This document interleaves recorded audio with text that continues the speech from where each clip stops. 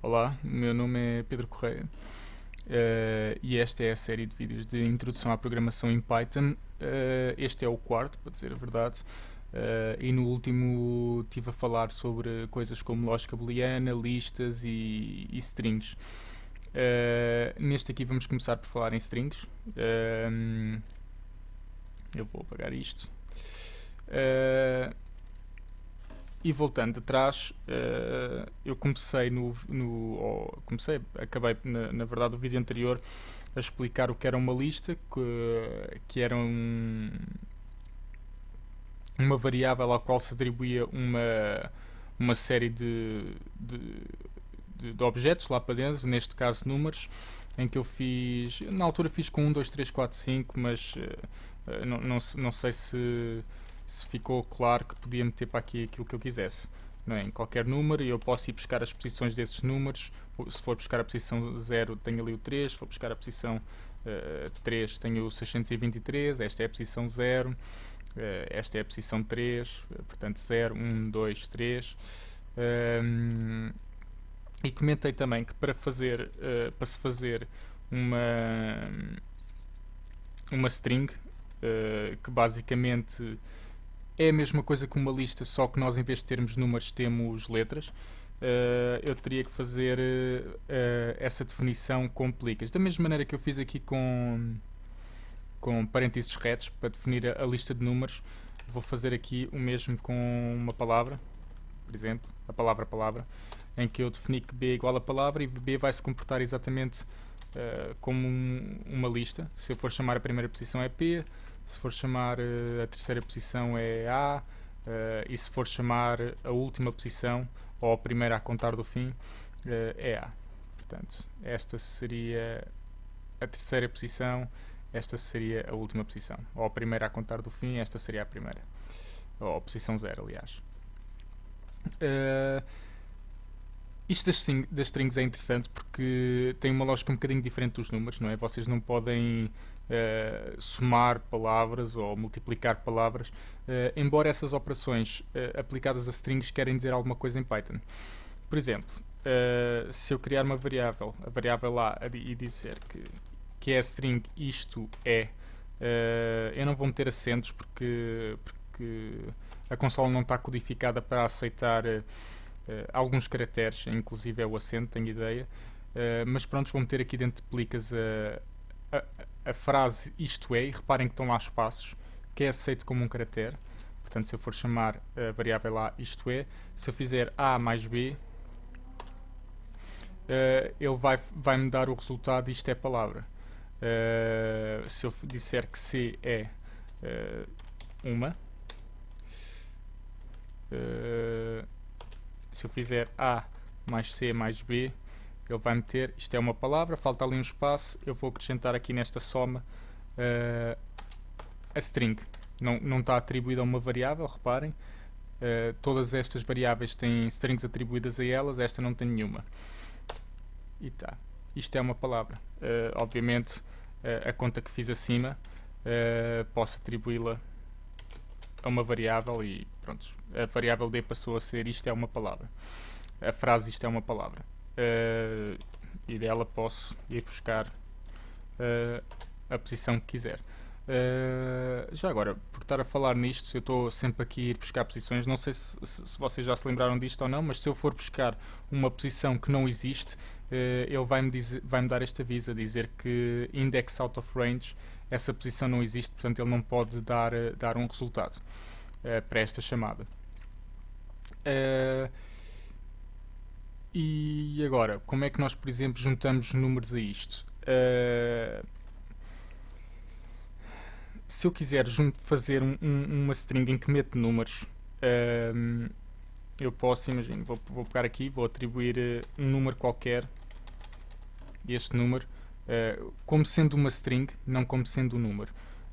Portanto, R passou a ser a string que tem esse número lá dentro. Eu não posso chegar aqui e fazer R mais 2, porque ele vai estar a tentar somar o 2 a um objeto que é uma string e não um número, mesmo que se pareça com um número.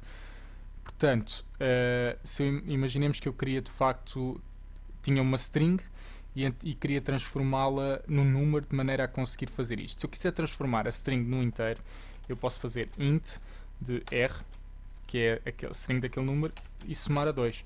E ele agora, a partir daí, já conseguiu transformar isto num número e somou com 2. Ele apareceu ali L porque estas coisas que nós chamamos inteiros e entre outras coisas têm limites de tamanho. Não se pode meter todos os números. Se eu dissesse, por exemplo, que r era igual a 31, à string 31, portanto, fica assim, e for fazer a mesma conta, r mais 2, ele já não me vai dar problemas porque os números já são mais pequeninos. Isto continua a ser um número, ele mete ali o L para dizer que é um long int, que não é importante por agora, dificilmente vocês vão chegar a usar números tão grandes, seja lá naquilo que for. Portanto, mais vale ficarem-se com este exemplo do que com o de cima. Da mesma maneira, se eu quiser, imaginemos juntar o meu R, não é? Que continua a ser a string 31, e quiser juntar não a 2, mas à string de 2, eu posso fazer R mais str de 2, que é a transformação de 2 numa string. E ele ali juntou a string 31 com a string 2.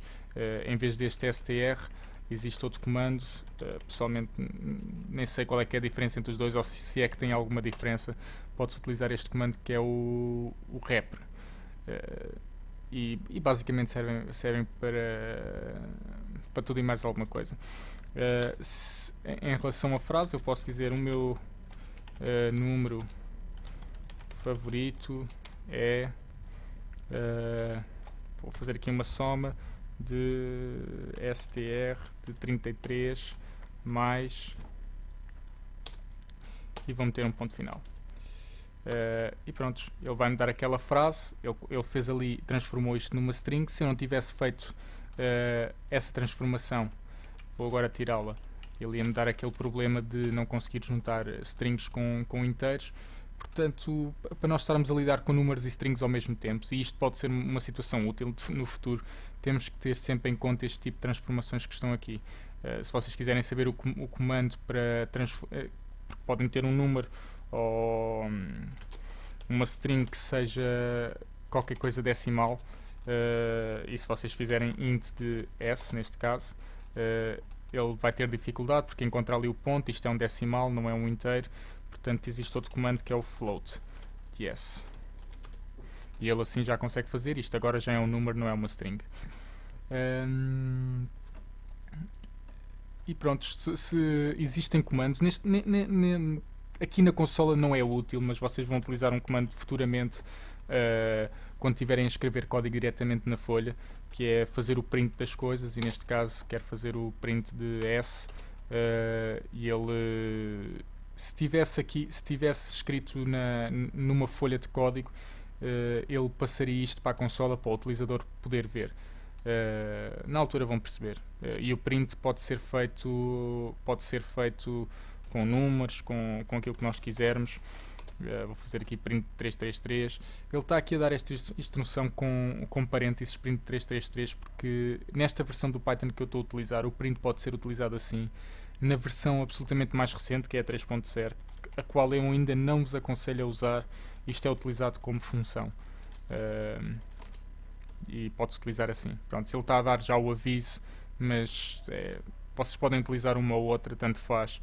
Se estiverem a utilizar a 3.0, só esta é que funciona, a de cima não vai funcionar. E pronto, em relação àquilo que eu vos queria contar de strings, é isto. Vou dar só mais um pormenor já agora, que é esta maneira que eu vos estava aqui a falar em cima de meter números no meio de strings, é mais intuitiva, acho eu. Mas existem outras, vocês vão encontrar instruções como esta.